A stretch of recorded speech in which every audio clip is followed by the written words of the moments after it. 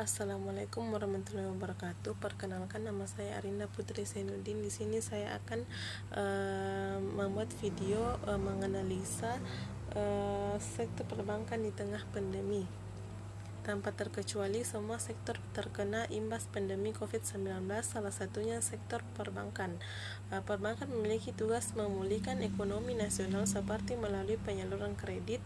Pandemi virus corona semakin menjadi momok nyata bagi perekonomian Indonesia. Berdasarkan hasil survei nasional literasi dan inklusi keuangan Otoritas Jasa Keuangan tahun 2016, tingkat pemahaman masyarakat Indonesia terhadap pasar modal adalah 4,40% dan tingkat utilitas produk pasar modal 1,25%. Kita tahu tanpa terkecuali semua sektor terkena imbas pandemi COVID-19, tidak terkecuali sektor perbankan.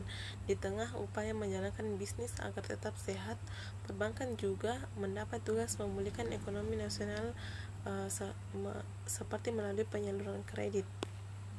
Bank Mandiri memberikan stimulasi bagi wirausaha muda untuk mengembangkan bisnisnya melalui ajang wirausaha muda mandiri. Kredit yang disalurkan membukukan pertumbuhan laba setelah pajak sebesar 9,44% selama kuartal 1 2020 dibandingkan periode yang sama tahun lalu menjadi 7,92 triliun. Pertumbuhan laba terutama didorong oleh peningkatan pendapatan non-bunga sebesar 23,95% menjadi 7,74 triliun selama kuartal 1 2020.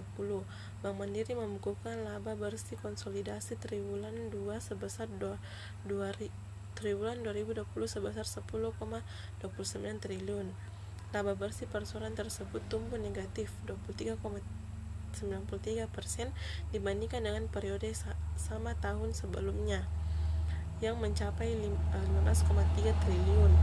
Hingga akhir September 2020, penyaluran kredit Bank Mandiri secara konsolidasi mengalami pertumbuhan 3,79% secara year on year menjadi 873,73 triliun.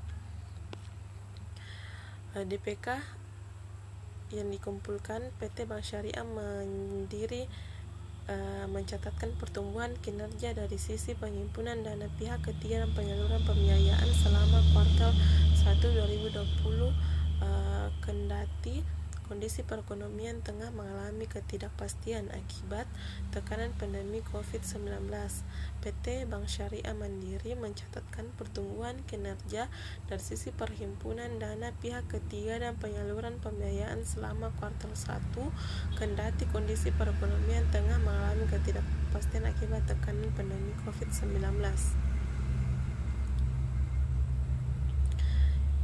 Hingga triwulan 2 2022 ini dana pihak ketiga konsolidasi mencapai 1.024,3 triliun atau tumbuh 14,92%.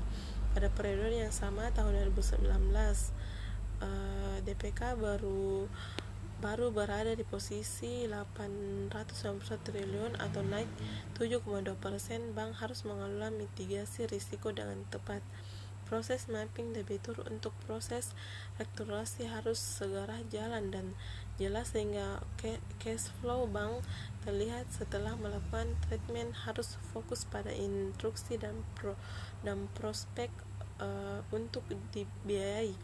Adapun menurut riset Decode, sektor usaha tersebut adalah sektor agribisnis, telekomunikasi, retail e-commerce, farmasi, produk pembersih dan alat kesehatan. Dan untuk sektor-sektor yang terkapar, sektor yang terpuruk hingga tidak mempunyai prospek sama sekali untuk bangkit, maka sebaiknya tidak menjadi pilihan bank atas pembiayaan kreditnya terlebih dahulu.